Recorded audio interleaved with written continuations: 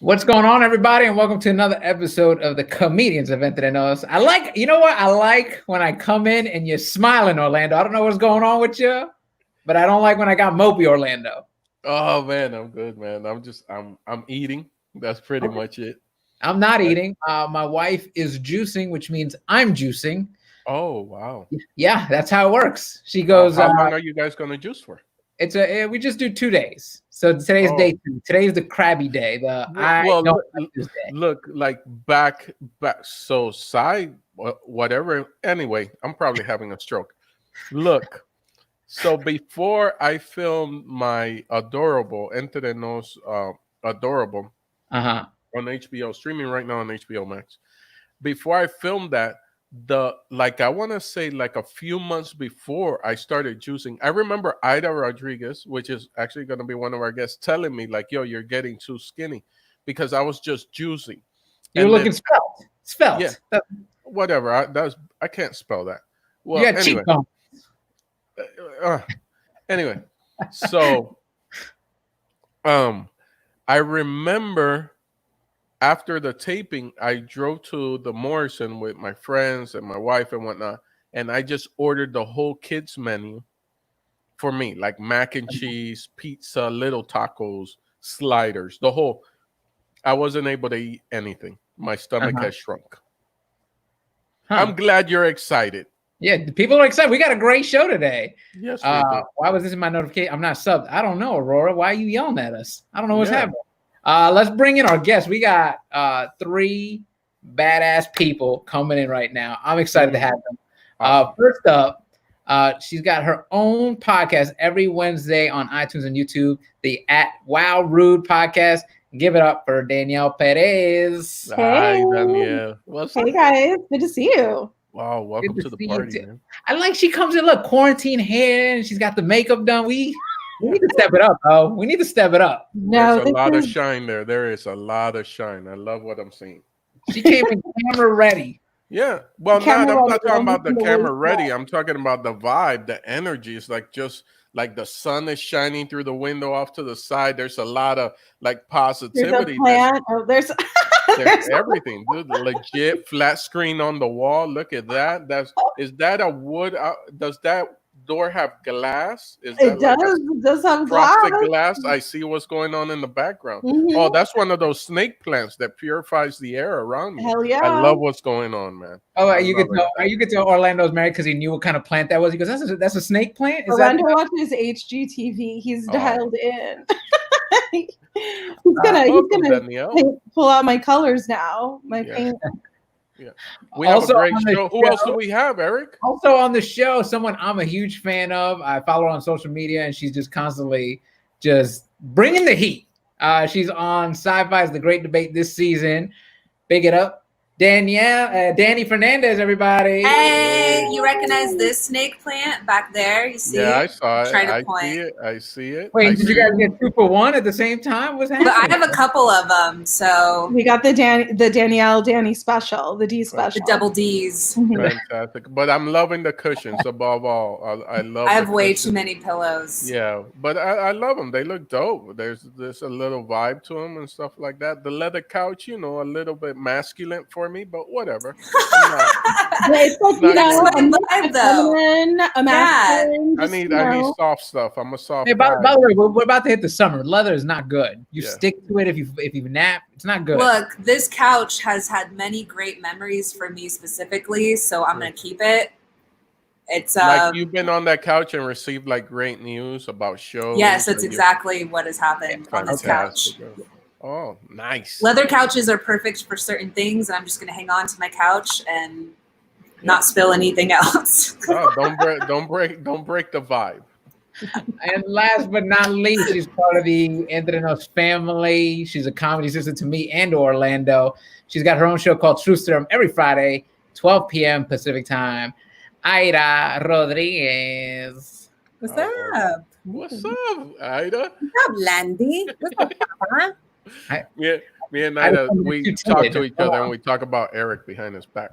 Is I that know. what happened? That's what we We do. do these Legit. FaceTimes. Me and Orlando and his wife do these FaceTimes, and we just destroy everybody who looks like us. Yeah. Is that what happened? I don't appreciate these conversations happening behind my back. I love Hey, it. by I the love way, it. congratulations, Telephone Eric. time. Fantastic camera work that you're doing today. I'm trying. I'm Oh, it producing. looks fantastic. This is all part of the lockdown. You got to learn all these skills now. You got to learn how to produce. You got to the banners, all of it. Yeah, I've gotten to the point where I just put a picture of myself behind when I was a kid so I don't trigger anyone because everything triggers somebody now.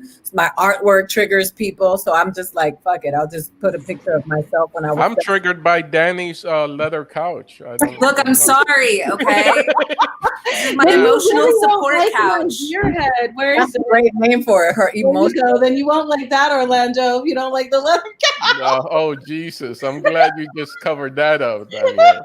Like, what's up with that? That's the That thing, started right? off as a gag, but it stayed there. I get it. That's like me and the fish. That's where back she there. lives. Look at my fish. My fish is back there. And it just stood. We put it up as a joke. It's been there 7 years. Now, I hate to assume, but we all know each other. I'm assuming, right?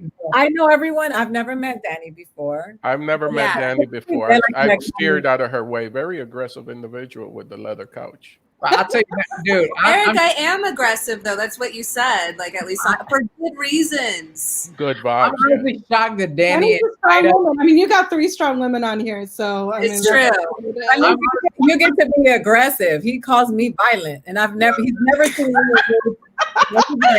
Danny, you got it easy. Tired of the trope, like a New York comic was telling another, like a white, she was a black woman telling a white woman, you don't want to mess with Aida. Aida will kick your ass. And I was like, no, Aida won't. Aida's not going to jail for assault to fulfill your fantasy about Latin women. I was like, I don't have to fight people. I can beat somebody intellectually. I don't have to beat your ass. But it's so funny that you get to be aggressive. I'm just downright violent. Well, I'll tell you now, I'm shocked that you and Danny don't know each other because you two are my favorite social media accounts to follow because you guys both wake up. And I told Aida this the other day. Oh, You no. both wake up with a thing of kerosene and a light and go, what am I blowing up today? You know? It needs to be blown up. So It's set it all on fire. Let it all burn. No, Like- but I will come to I don't know about Dani, but I do know about Aida, me and her talk and whatnot. I got her into hashtag golden doodles puppies and like hashtag golden doodle puppies, bro. Yo, change your life. Hey Dani, you want to start your morning off in a Yes. And I do. hashtag golden doodle puppies. Yeah, he sends me Doing it pictures right now. of little dogs and Aw. and it soothes me because I'm like, right after you set the house on fire, you see the dog and you calm down and you're like, oh, let the other house live for So, today. so what you're saying, I don't know if you saw the Avengers movie when she hulks out, you just come in like, sun's going down, Aida. And you just start stroking, you calm her down, bring her back to Bruce Banner. I'm like, here you go. Here's this golden doodle puppy. Here you go. He's looking at you. And I love golden doodles because I feel like they're my spirit animal, and they make the same dumb faces I make, which is like the face I make to get out of trouble anywhere. Make the Like face, with- make the golden doodle face. Oh, to get like with my wife, teachers. I don't even think I legit graduated. I think they just passed me along, because it was like, hey, Orlando, what's 2 and 2?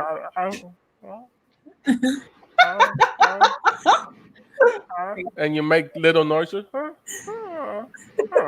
and then that's it. You get through life like that, very easy. That's so funny. Well, I'm super excited to You have you gotta guys. hold the golden doodle while you're lighting things on fire. I Yeah. think, you know, a good balance. you know what I just realized? Everybody was smart and put their handle, and I'm a dumbass and just put Dani. No, I only know that because I did another show that was set up like this, and I was like, I should have had my handle on. Yeah, I'm just Dani for the world. It's like share. You got it. Just Yeah. one- Yeah. Mhm. So I'm super excited to have you guys all on because we're all, I feel like, out there and doing stuff. And it's one of those things where, you know, with the lack of diversity on TV, I feel like we have to celebrate each other and sort of talk about what's happening. Like, I don't know if you guys are aware, Danielle was one of the 2020 CBS Showcase performers, Hi, Mama, I'm proud of you. Thank you. which is a huge. It's so. Can you tell us, like, first of all, how did the whole audition process come about? Because that's a whole thing. Like, Sure, yeah. They received like 500 submissions, 200 people initially, like from those submissions. 5,000 submissions. And then they got down to 200 auditions. And then I was one of the 20 cast members that they chose. So and now, it's not just a one-time thing. Like, you have to go through multiple callbacks, rounds of callbacks. You have to prepare characters, sketch characters. I'm a stand-up, so I had to really stretch myself to to do that. But I feel so fortunate to have like been part of Showcase. CBS made a really big effort to just clean house because the Showcase does have a troubling history.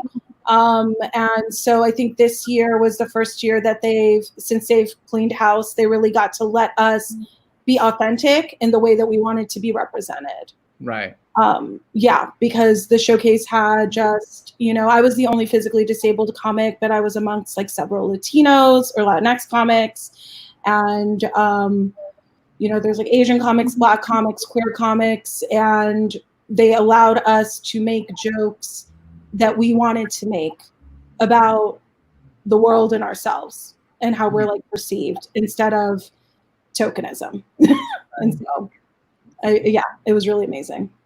That's all. And then the program itself isn't just like you get selected and you're performing. It's like you have to go through almost like a boot camp of. Definitely. Yeah. It's several months. We were at CBS from October through December, and we were there writing every week, 3 days a week. It was similar schedule to like SNL, where you have pitches on Monday, first draft Tuesday, table reads Wednesday, rewrites Thursday, Friday's blocking, and you're just doing that every single week until you have so many sketches.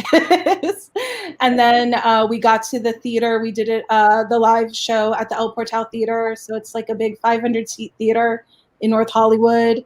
And for a whole month, we were there every day just rehearsing, practicing, and we ran the show for a week, and it was incredible.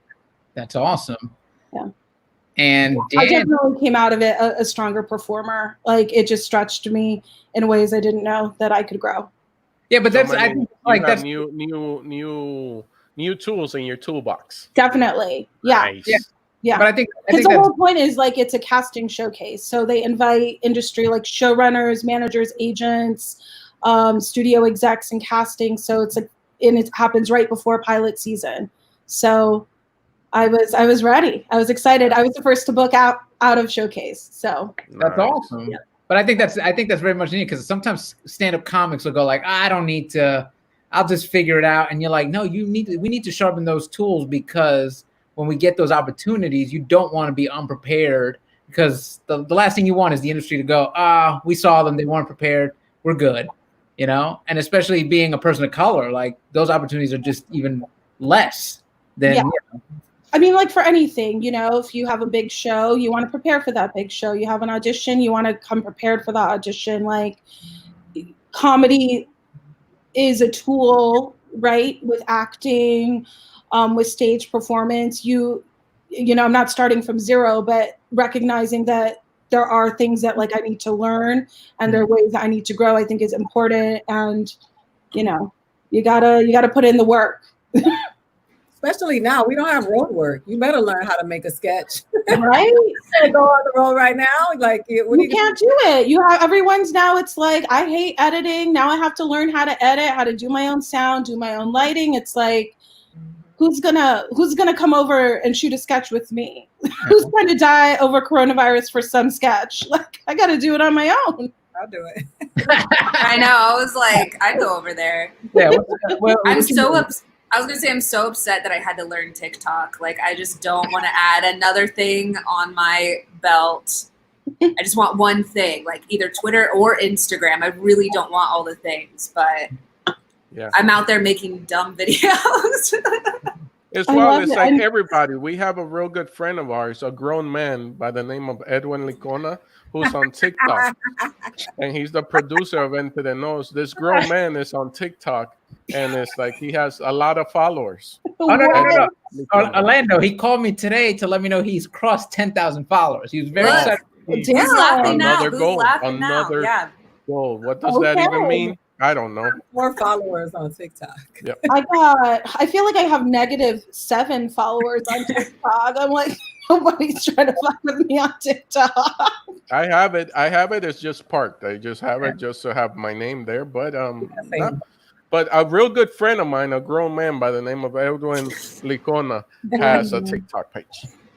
My phone kept There he correcting. is. But please put him up. Put him up, Eric. If you could, please. Let's see this grown man. No. Yeah, can we pull some of his TikToks? Can we see some of them? No. But there we go. Edwin Licona. He just commented 10,000 followers. 10,000. Very congratulations, grown man. Congratulations. Eric Licona. To his credit, he has all of our comedy on TikTok. Yeah.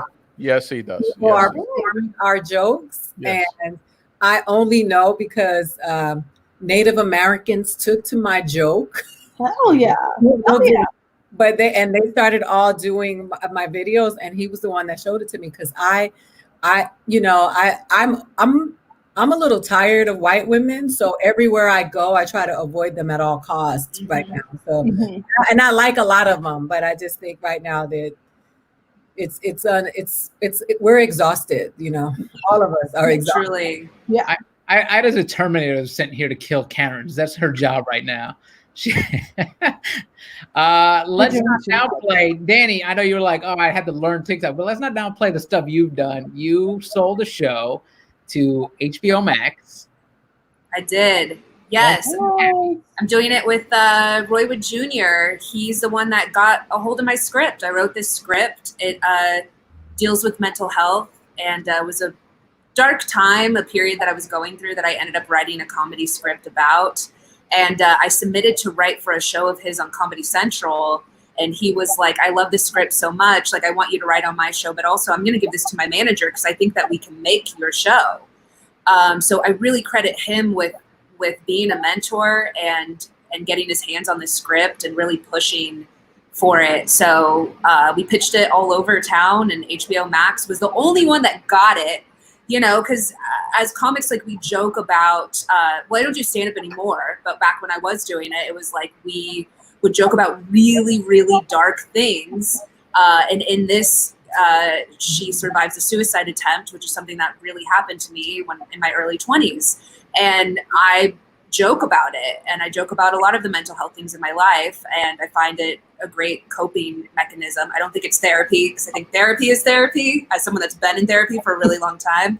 But yeah, and HBO Max was the only one that was like, oh, we get what you're trying to do here. They didn't try to change it at all. A lot of the other places where, like, it's too comedic, which I'm like, it deals with suicide. It kind of needs to be, it can't be sad. Nobody that deals with depression wants to watch something that's sad as someone that has depression. So, and then another place was like, it was too dramatic. And so they were the only ones that loved it as is and bought it. That's dope. I will say I love the topic because it is something we don't talk about within the culture, just mental health or health in general. Like, I remember, if you brought up therapy in my family, it was like, how dare you? Like, what? Why would you even? Yeah. You're not crazy. Yeah. You're not crazy. I think too, like, our parents take it personally. Yeah. It's like, how could you be depressed after everything I've given you? Like, that's why, Well, that sounds very different than my growing up, because in my house it was like, "Tú estás loco," pero tú estás loco, pero tú estás loco. That was like a common thing my mom would say. But that's a confusing thing, because my mom would say that, and then when I would say I'm feeling very depressed, "Tú no estás loca," we'd be like, wait a minute, I didn't ask me if I was crazy, but yeah, I would do that too. I would be like, "Oh, I feel very depressed," and my mom would be like, "Oh, you're not depressed. We're just poor." And then I was just like, "Oh, okay." Also accurate. That's so funny. It made Dani, when your show got picked up by HBO Max before mine, and it made me happy, right? Like, I was like, finally, like, it's just a Latina driven show, because the Latina driven shows are always, she's a drug dealer, or Oh, totally, yeah. She fought for her kids and she got them back, and all of their fathers are fighting for them. Like, it's always something like that. So it was just, it made me happy, inspired, and you know, it makes me happy when I see my people win. I was gonna say they're really, you know, Gloria is now directing a movie over there, and it's just like a lot of us. I feel like they're actually letting us make the art that we want to make. Like I said, they didn't change my script at all. So. And also that they looked at more projects, as opposed to some places will be like, we already got a Latina project. Yeah, we got one, and we're good with that. Yeah, it gets old. Well, that was the reason I want to have you guys all on, because we have been in those rooms and we've heard those things. And I think sometimes we get frustrated when things aren't going our way, or, you know, we've had those meetings where they go, oh, we already got one, we're good. Like I legit sat in an agent's office one time and pitched my whole thing, and he was like, I already got one of you. And I was like, what? And it was because he had a Latin comic on his roster, and it was just like, I can't. What am I gonna do with two? You guys, as if we don't have a spectrum. You know what's funny though? It's just, I don't know. Divide and conquer is real, and with Latinos even more so, because we have so many Black people have solidarity in their skin tone, and even though we have Black people with Latinidad, like the nationalist, you know, the nationalist movement is really harmful to us, because when you have Nicaragua and Costa Rica in a battle, and then you have Panama and Colombia in a battle, and the Dominican Republic and the Puerto Ricans, we have so many layers. And the truth is, we should be fighting for a spectrum for all of our stories to be told, because we're not a monolith, and we need to be able to know that, you know, Danielle's story is so specific. She's physically disabled and she's Afro-Latina. There's so much intersectionality there that story is so specific. And she won a treadmill on The Price is Right. She won a treadmill on The Price is Right. But her intersectionality of that treadmill. Yo, you don't know how much I celebrate that moment. Because I was on I love The Price is Right. I've camped out at The Price is Right. I've done double tapings to get picked, and I haven't gotten picked. But my dude, when you won that treadmill, I don't care how you won it, how you got there, I celebrated that. Yo, yo tiré agua bendita. I was like, oh, gloria a Dios. Yo, I was so hyped, dude. So hyped. It makes me so happy, though. But, you know, the thing is, like, they want us to write stories that are relatable to everybody. But white people get to tell stories where you peer into their unique worlds, right? Yeah. And all of us, you know, like the thing about us is like some of us have stories where we're people who happen to be Latinos. There's some of us who celebrate our Latinidad within our stories. There, you know, we got to watch Shrill. We get to see a body positive woman that has an abortion on her pilot. But for us, like those are issues that they don't want us to tackle, because they just have them exclusively for white women, mental health and those kinds of things. And it's time to break down those barriers. It's exhausting. We have the same issues on top of dealing with issues of race, and ethnicity. So we should be able to tell all the stories. Yeah. Well, that's why I'm excited when I saw, you know, Aida sell her show. I saw Dani sell her show. It comes from a distinct voice, and it, like you were saying before, like a lot of times the networks don't understand those stories unless it's so crazy mom with the accent, she lives down in the bay, she's gonna come up and salsa dance and do this and do that. And it's like we have all these stories, like you're saying, and it's time for us to start telling them and be given that shot to actually show those stories, show those sides. Like not everyone is, you know, has a border crossing story. Not everyone lives in the body. Like we come from all walks of life. Yeah. But and I just want to make sure that I say that there's nothing wrong with having that mama that dance salsa. Oh no, there's not. But no, but what I'm saying is all networks, they know the story, because when they tell it, they make that mama a caricature. But then when you see Susan Sarandon dancing to her favorite song, you're like, oh, such a tender moment. We get to see her being a human being. But then when it's my mom, she's got to be, they got to play La Cucaracha behind her. And it's like, that's not, why can't we have a tender moment within our culture? Dancing salsa and merengue is beautiful. It's part of who we are, you know? So I'm angry. Yeah, I'm happy. I'm not angry, and I'm excited. I'm excited because look, I'm excited because and Eric keeps on repeating this, but like Aida sold the show, Dani sold the show, Danielle made it through one of. I'm not even going to tell you how I feel We're about what you finishing. made it through, We're but working you on made the it through that file. gauntlet. That's nothing to. That's such an amazing thing that you've accomplished over there with CBS. Erik just sold his show to Amazon. It's just I genuinely feel there's a changing of the guard. There's new people, there's new blood that's getting there, and they're seeing that all this turns a profit. All this is no more of the silliness. It's no more of El Chacal or a clown with a big inflatable remote control hitting people over the head, or a big hammer. Like all of that is like, because there's a generation that's come up that's now doing it, and they're just trying. I believe the industry is making uh uh they're just saying we got to figure this out before they keep on figuring it out, because they're figuring it out on their own. Yeah. They're putting out their own movies, they're putting out their own shows, and we're not getting a piece of that. So we need to figure out and finally open up these doors that we've been holding up for a while. So I'm excited. I'm excited. I'm gonna end up someone's neighbor. I love it.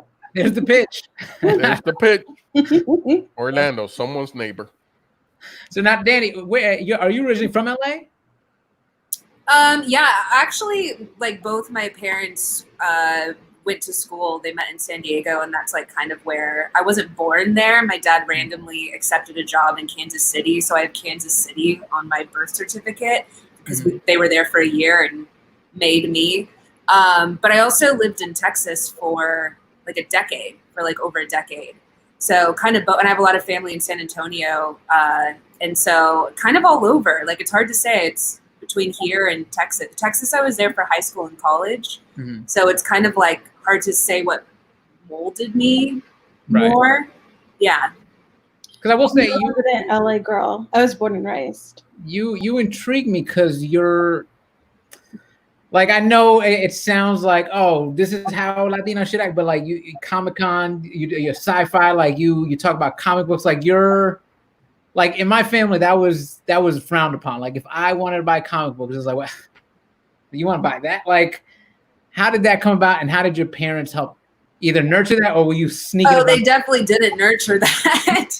But I don't know, it was like an escape for me. You know, I was in some really white spaces, and I felt like being online, like we were the generation that grew up online, you know, and that was a way for me to connect and not be bullied so much. I was bullied a lot, which I talk openly about, and is kind of what eventually led to me having some of these mental health issues that I got a therapist when I was 17 because I developed an eating disorder because I was bullied for having breasts and curves, and, you know, back when people looked like Britney Spears and were a size 0 and blonde, and like that was, you know, coming up in the 90s and 2000s. If you didn't look like that, you were, at least for me in some of the areas, was heavily bullied. And it's like now they're injecting their butts and trying to get bigger lips, and it's like all these things that we were, you know, called big lips or called, you know, thunder thighs and some of these booty. Yeah, and I'm like, now I see y'all paying all this money and we get it for free. But anyway, so the online space is like the nerd space is kind of how I fell into it. I was like reading fan fiction. I was, you know, always wanted to be a writer since I was little. And so I would write fan fiction, as nerdy as it was, and be online like a lot, probably talking to people that ended up maybe being 40. I don't know. I was like 12, probably should have been in some of the AIM chat rooms that I was in. You know, some of those anime guys probably were not also 12. But that's kind of was out of necessity, to be honest. And then I just fell into a love of writing, and I still love writing. It's being able to create a fantasy world in which we can have these lighthearted stories. You know, this is the story that I'm doing is not the only one that I want to tell. And I just really want us to kind of, what everyone is saying here, to be able to choose If we want to talk about our trauma, sure, we should have a platform too. But if we want to do lighthearted stories where someone's not being deported, where someone's not dealing with a hate crime, like we should be allowed to do both of those. So yeah, that's kind of my history coming up and how I got into writing. Okay. I look forward to seeing sci-fi with Latinos, because in Avatar we couldn't see them, and they were there because Zoe Saldana and Laz Alonso are both Latinos and they're both Black, so we never got to see them. They were blue. So I look forward to seeing those us in those spaces, because we operate in those spaces as well, and so we believe a lot of the stuff in that space. Yeah. We really do. Shit, I mean, come on. 100%. To go to my grandma's house, there was a space of about what felt like a mile, but it was probably like 100 feet.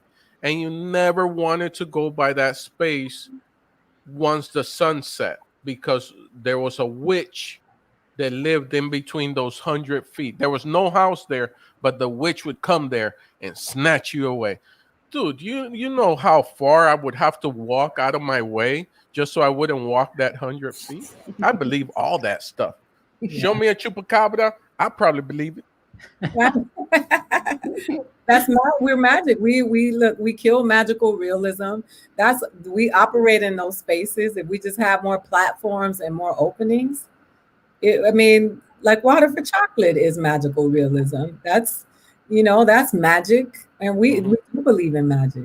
Yeah, because Danielle, you're from LA too? Yeah, born and raised. Yeah, and Dominican girl born and raised in Los Angeles. That's you don't see that a lot. So I went on a deep dive. I saw you. We did a show. I don't know if you remember. We did this bar show in studio. Orlando. With who? Orlando was on it, right? I think Orlando was there. No, it was in the Valley. In the Valley. Mm-hmm. And I remember watching you and just so intrigued by you that I did I did a deep dive and just started stalking you to find out your story, because I was like, what? And you have no, you just throw it all out there. Like, you even put up a meme recently. It was like, my plans 2020. And it was talking about how are you? And I was just like, oh my God. She is just. Yeah, I was hit by a train. That's how I lost my feet in San Francisco. So it was that, my plans, and it was just a pair of nice tan legs laying out by a pool. And then 2020 was a train coming straight ahead. This is what I mean about our comedy. Like, some people don't get that, and it scares them. Oh no! Yeah. You could have easily just gone into your own shell, been home, and just woe is me. But instead, you took it as, now I'm gonna talk about this and make people uncomfortable.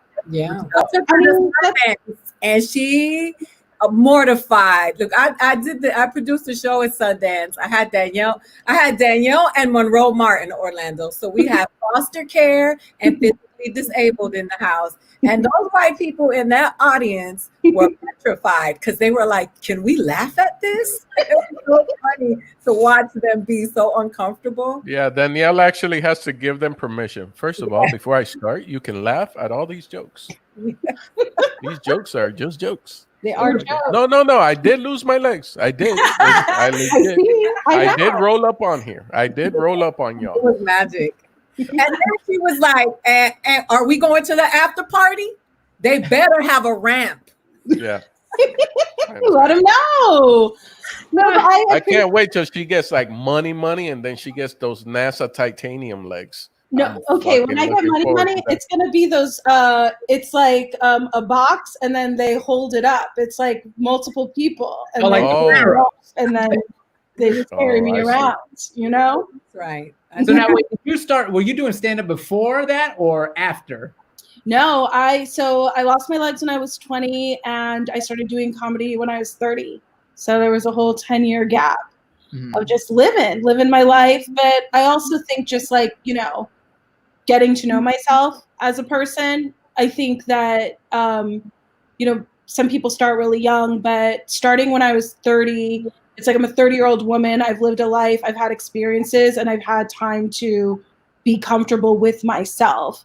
Mm-hmm. So now that I'm in these spaces that are new to me, a bunch of straight white men who is just not my normal hang. That's not my friend group.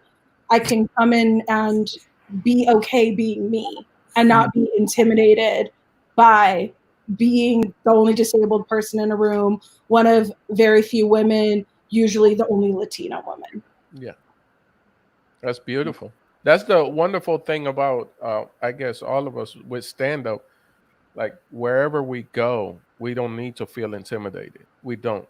Because if it's a money thing that people have more money than you and stuff like that, you're like, man, I can go make $50 at any bar gig right now. I can earn my keep wherever I go. I'm comfortable in my own skin. And most of our comedy is just talking about ourselves. So there's nothing you're going to say about me that I don't already know. So that's beautiful. What you just said was just beautiful. I want to cry, but I'm not. I'm gonna send you one of those little dogs you sent me that don't Oh, listen. my dude, I can watch. They're right here. They're set to go, bro. No, What but you talking about? They're right there. I mean, that's like one of the things that I love about stand-up is that there's only one me, right? There's only one of all of us. So, oh, so cute. That's me all day, dude. He's wearing a bow tie. The little bow tie. Yes, Oh, dude. He's elegant. He's ready for a party. And I'll be mad. I'll be somebody said some dumb shit on Twitter. One of these white chicks wanting us to just jump in their feminism jump, but they don't talk about anything. And so then Orlando will send me that damn dog, and I'll be like, and then 10 minutes later, I'm like, that's it. I'm fucking these bitches up on Twitter. I'm down for everybody being a soldier and standing up for what you want to stand up with and fight against but I also need each and every person to be able to take a little bit of a personal time, a mental break. Yes. Because if not, then we can really have a break that we don't want to have. So yeah, that's why I don't want to make it light, like, oh, I just stopped. Nah, it's just basically breathe a little bit. We gotta remember. Has any comedian ever won the Nobel Peace Prize? I think Lando's onto this. I think you're about to win one, man. Oh man, that would be dope. That's like 250,000, dog. I can get some. It's important to take care of your mental health with social media because it's relentless. It feels constant. And when you're reading updates about what's going on and all the injustices, and how like it feels so immediate and you feel it and you want to try to do everything you can to fix it. But sometimes you just have to walk away and be like, I need to recharge. Me living my life, me being creative, me taking time to make sure I have water, feed myself, right? Be physically well is part of that because it allows us to keep living, keep thriving, and do the work that needs to be done when it's time to get back online or call someone out and let them know and create. And by the way, like or just forward them to me and then I report them. That's what I do. Yeah. Yes. What? The whole behind the scenes, I'm like, like we do have everything, bro.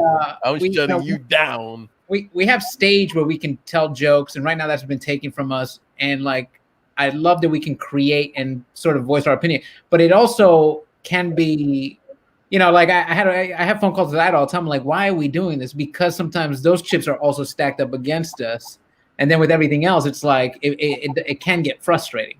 That's why I like creating the support group where we can reach out to one another and like, hey, you good? Like I can always tell when Aida's hulking out too much, and I give her a call like, hey, you good? Everything cool with you? And she's like, yeah, I'm going through it. I'm like, all right, cool. Same thing with Orlando. Orlando will give me a call if he sees me going off the rails a little bit. And I like that this new wave of Latinos are sort of reaching out to one another. And it's like a changing of the guard. Like the old school way was, I get this is mine.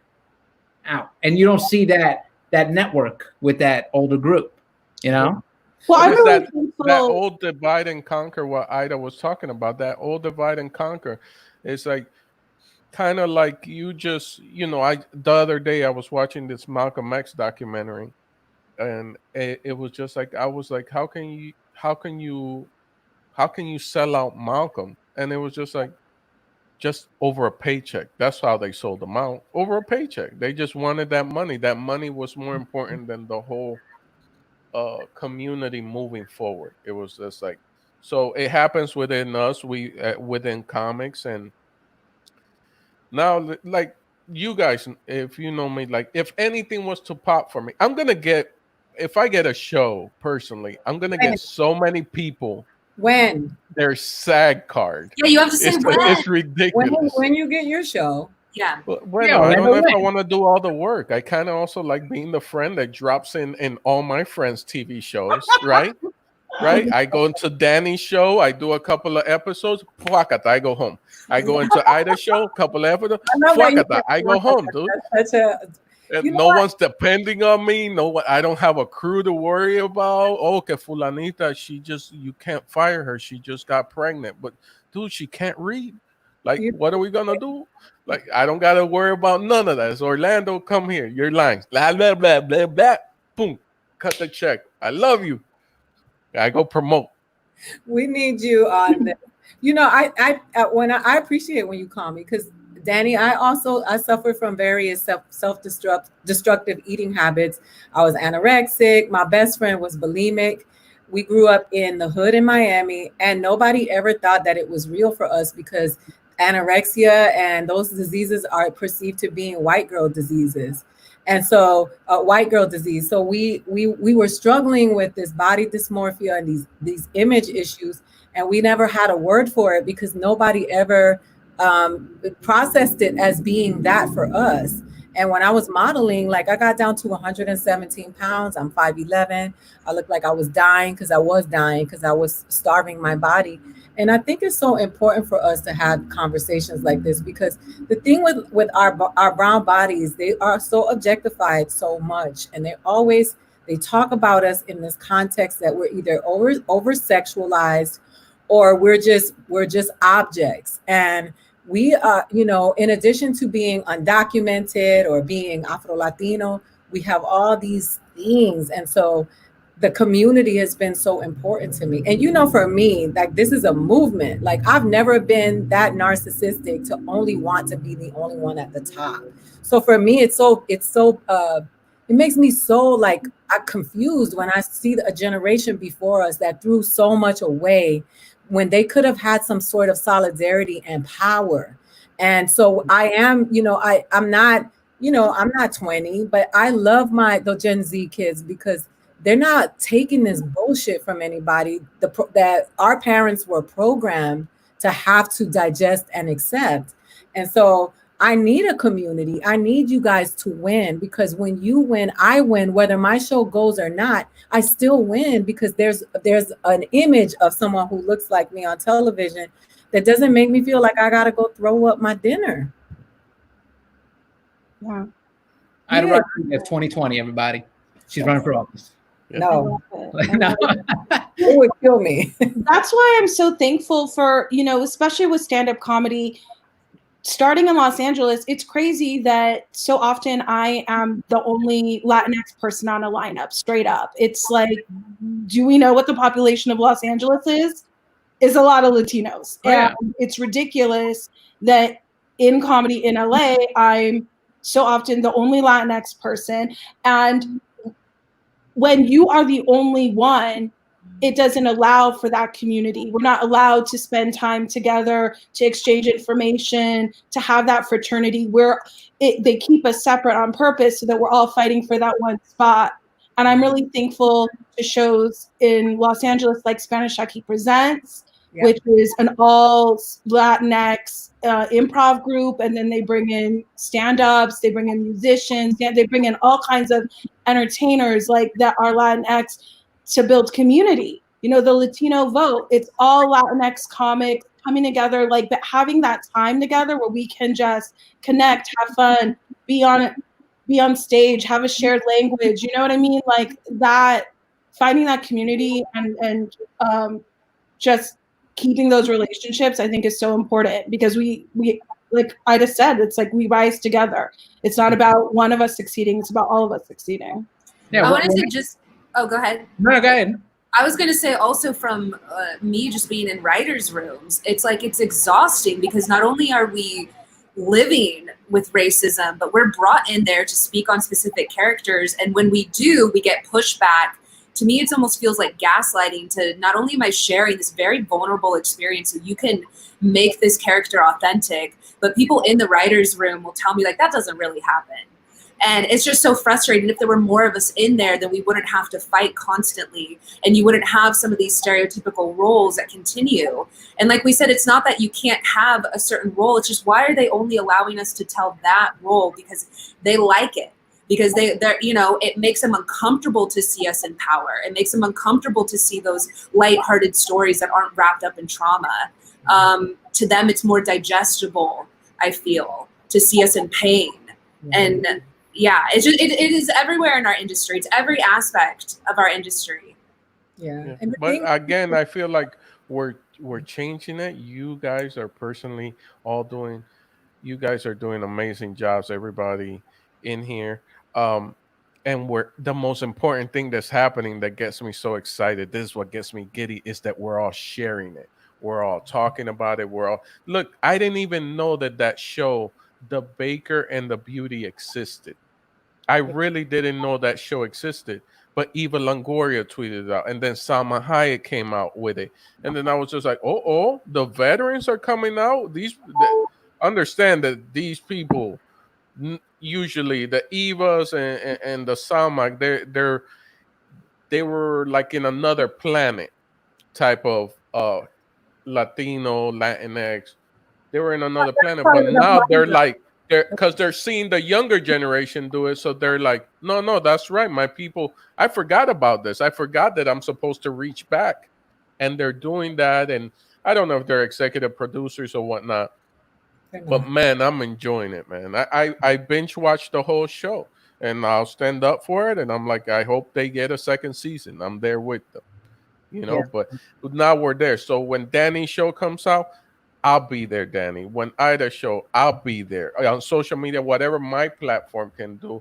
When Danielle, when you're on the show, or if you're on The Price is Right again, I'll fucking be there. You know? Orlando will help push that treadmill out the studio for you. Yeah, I was going to start a petition to have me host The Price is Right. Yes, I was about to say that. No, actually, I won't, because that's my dream. So I'm not just going to give you a mic. But the other beautiful thing too, which we can co-host. I'm done with that. The other beautiful thing about each of your shows, like you were just saying right now with the writers, like they bring in, Latino writers to like, hey, this character, does he do?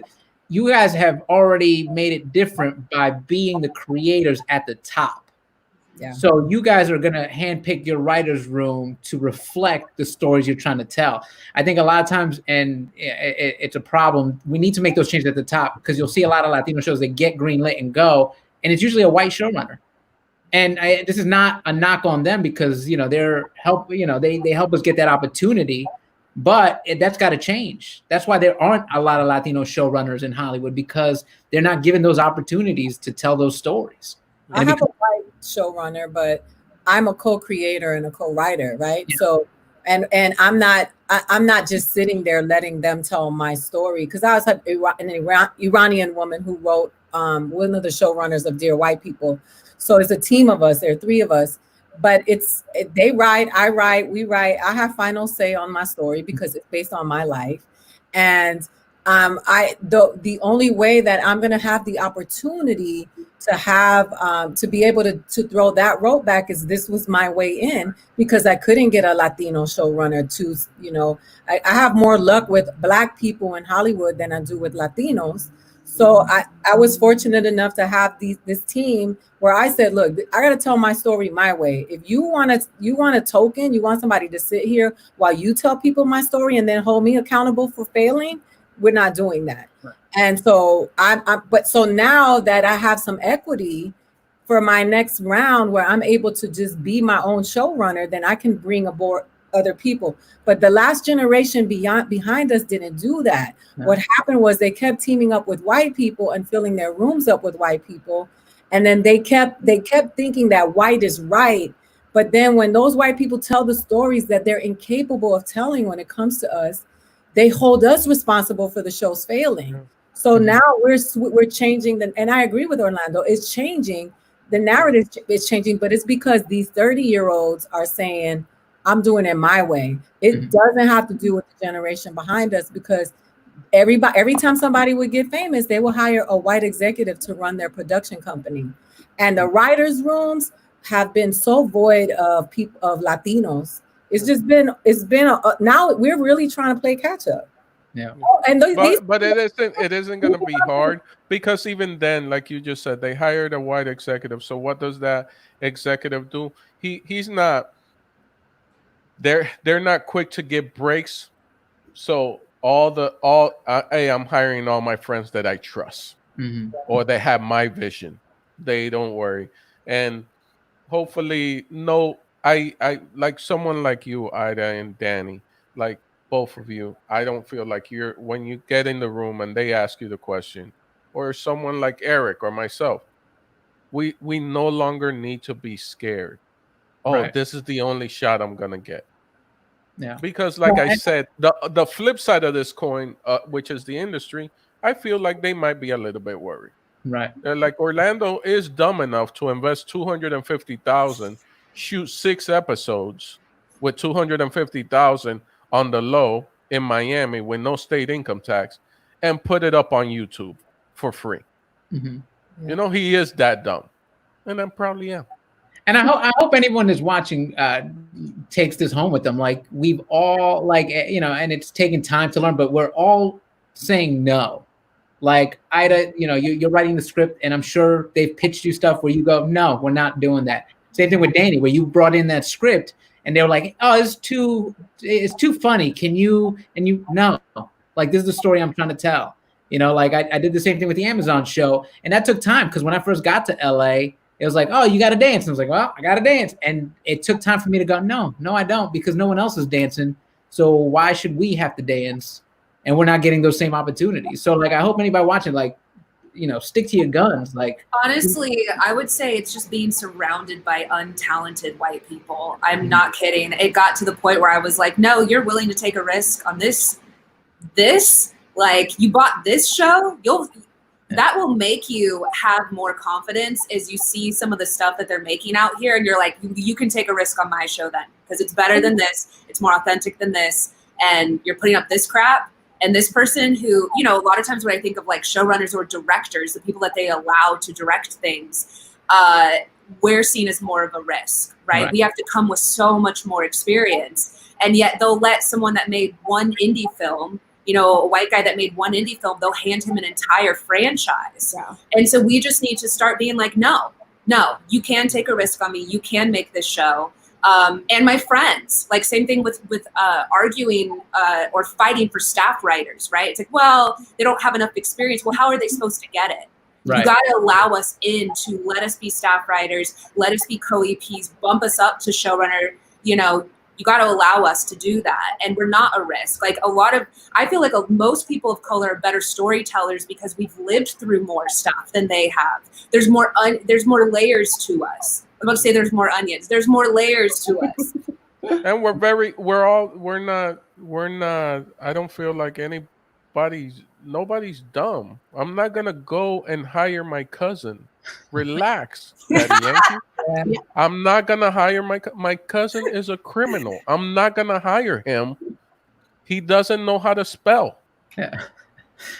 And why do you? I'm going to hire the best person, but trust me that in that lineup, I'm going to look for the best person. And I hope that person is of a darker hue. But if they're not delivering what needs to be delivered, I'm not going to, I'm not.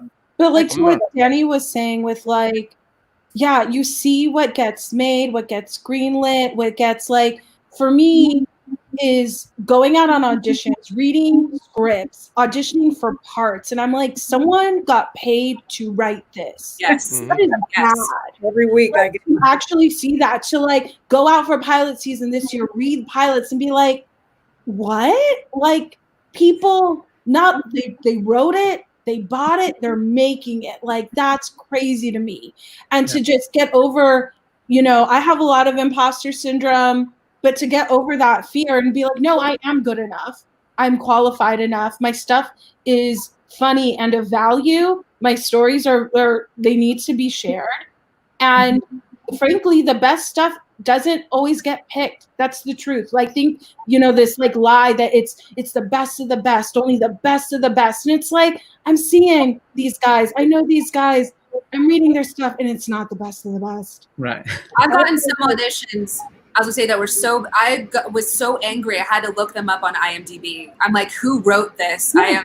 Yes. But when they say it should go to the best, who is reading the best? Who is deciding? Even with the Academy, what does that demographic look like, and are they resonating with stories with people that look like them? Yes. And that's how they're deciding that it's the best, because they feel more connected to it than they do to our stories. Them so I just want to personally, change that narrative. Right. Instead of who's the best in the room. I wanted to say this because the people that are listening, there is more power in your no than in your yes in this business. And the deals that I have now is because I said no every single time. And it's because if they know that you won't stand for anything, then they don't want to invest money in you, because then you will be negotiable on every aspect of your project. So it's okay I used to think I didn't have the right to turn down auditions. And now I'm like, I'm not doing this bullshit. Like, what? I'm not doing this. No, don't. And I'll tell my agent, don't send me any bullshit like this anymore. This is ridiculous. Would you play this shit? Like, okay, so what would make you think that I would? And it's just like I see your face, Erik. But the thing is that we have been, as Latinos, conditioned to think that anytime we ruffle feathers, that we're being difficult. We have an immigrant mentality. Like, we're happy to be invited to the party. We are worthy of everything that white people are worthy of in this business. And we need to operate from that. And so that means no. No, I agree with you 100%. Like, a lot of times we forget. We're so like, oh, they signed me. I'm so grateful to be. We forget they're working for us. So you got to be able to say no. Yes. Now, we have the talent. Yeah. Yes. But also, I am so sorry. I have to hop off. No, that's what I was saying. I don't want to wrap this up. You don't got to leave, Dani. Hold up. We're about to wrap it up. We're about to put a bow on it. Hold on to your leather couch. I definitely want to have you guys all on again, and we can keep talking. I feel like we can keep going on for like another hour, but I know Dani's got to go. So, Dani, tell everyone where they can find you. Because I didn't put my handle, it's at MSDANIFERNANDEZ. And I will be on Sci-Fi's The Great Debate this season. Definitely on the last episode, which we shot the day Shelter in Place happened. So there was no studio audience, which I'm very interested to see how it came out. And yeah, just follow my socials because I post all my news and stuff there. Yeah, and I'm so sorry I have to run. I'm doing an audition. Bye, Dani. I love y'all. Love you, girl. I just followed you. I followed you back. Okay, so good. Oh boy, we messed up. Rooting for you. She had, by the way, she had one of the best quotes. I was talking to somebody and they were like, "Oh, I went to this thing and it was a conference and this girl was like, oh, have the confidence of a mediocre white man." And I was like, wait, who said that? And they were like, Dani Fernandez. I was like, of course she did. Of course she did. That's great. Danielle, where can people find you? Ooh, you can find me at Diva Deluxe on Twitter and Instagram. Also, listen to my new podcast. Episodes drop every Wednesday at WowRoot Pod. You can also watch us on YouTube. We're filming it. We're putting it on iTunes. I want to be on your podcast, Dani. I want to be on it. What's up? I want to be on your podcast. Legit. I'm excited. It's going to be dope. I host it with my best friend, Madison Shepard. Oh, I don't like Madison. Stand up. So, you know, just two messy bitches, messy girls, just having fun on the Madison is way too kind. I don't like her. I don't trust her. She's the golden doodle of people, is what you're saying, Orlando? Yeah. But then I want to be on the podcast, so whenever you have room for me. Hell yeah. Aida, where can people find you? So Funny Aida is on Instagram and Twitter, and then on Twitch, and then on Facebook, it's my name, Aida.Rodriguez. Fridays, Truth Serum, every Friday, 12 p.m. Pacific time. This week, we're going to be discussing Latinos being brutalized and murdered by police, because we don't elevate those names, and we need to make people aware that it's happening in our communities as well. And so, yeah, you can find me there. And I just posted a tweet of a video of me addressing white feminists in comedy on Twitter with regards to us. So you can check it out. Danielle, I know you'll love it. And so I just want to make sure we hold each other accountable. Yeah. Oh, yeah. And I'm gonna go look at some girls. Orlando, I'm gonna go first because every time I go, Orlando, where can we find you? You throw out some charity and you make me feel bad for plugging my stuff. So go find me at Erik Rivera Comedy. My half hour is streaming right now called Super White. Go watch it. HBO Max, HBO Now, HBO On Demand. And Orlando, go ahead. Promote. And make there you go. Guys, the movement is still going on. Hashtag Black Lives Matter. It hasn't ended. It's not that all lives don't matter. Black lives do matter. As the great D Nasty said on this show, to explain Black Lives Matter to you in a simple way. You go to someone's birthday party and we're singing happy birthday to that person, but you decide to raise your hand and be like, it's my birthday too. No, not right now. It's their birthday. So hashtag Black Lives Matter. Love each other. Take care of each other. Hashtag Golden Doodles, man. If you want to change your life. Love you. Follow it for self-care. Oh, and always, before we sign off, we're already at an hour. Man, a big shout out and appreciation to a grown man by the name of Edwin Licona that's on TikTok. Edwin Licona is a wonderful human being. He's on TikTok. He's representing us. Yes, he produces this show. He helped produce all the Entre Nos. And we have a new Entre Nos video added to the family, which is Entre Nos. The Winners is streaming right now on HBO Max. Yes, Mark Vieira, right? Yeah, Mark Vieira and Alex Carvajal. All right, guys. Thank you guys for tuning in. Thank you guys for joining us.